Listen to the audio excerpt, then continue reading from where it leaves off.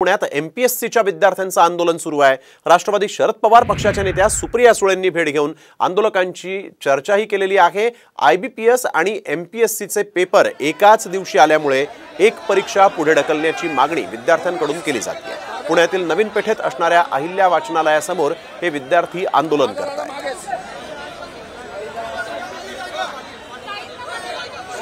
मागणी आहे की परीक्षा कन्सॉलिडेटेड व्हावी, रिझल्ट वेळेत लागावा आणि 25 तारखेच्या परीक्षेत इतका गोंधळ आहे की ती पोस्टपोन व्हावी।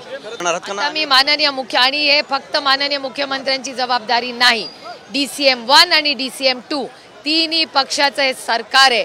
तिन्ही पक्षाच्या सरकारने एकत्र बसून मार्ग काढला पाहिजे। तर बदलापूरच्या या प्रकरणावरून मनसे अध्यक्ष राज ठाकरेंनीही संताप व्यक्त केला। बदलापूरच्या शाळेत लहान मुलींच्या बाबतीत जो भयानक प्रकार घडला तो धक्कादायक आणि संताप आणणारा आहे। मुळात या घटनेत गुन्हा दाखल करून घेण्यातच पोलिसांनी 12 तास का लावले असा संतप्त सवाल राज ठाकरेंनी आपल्या फेसबुक पोस्टमधून उपस्थित केला आहे।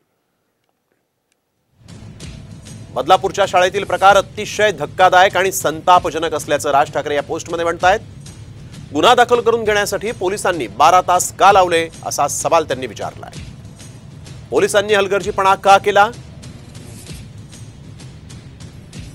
मुख्यमंत्र्यांच्या जिल्ह्यातच कायदा धाब्यावर, इतर ठिकाणी परिस्थिती काय असेल अशी चिंताही राज ठाकरे या प्रश्नातून विचारतायत।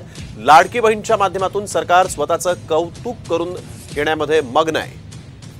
लाडक्या बहिणीला न्याय मिळवून देणं तुमचं कर्तव्य नाही का असा सवाल त्यांनी सरकारला केला आहे।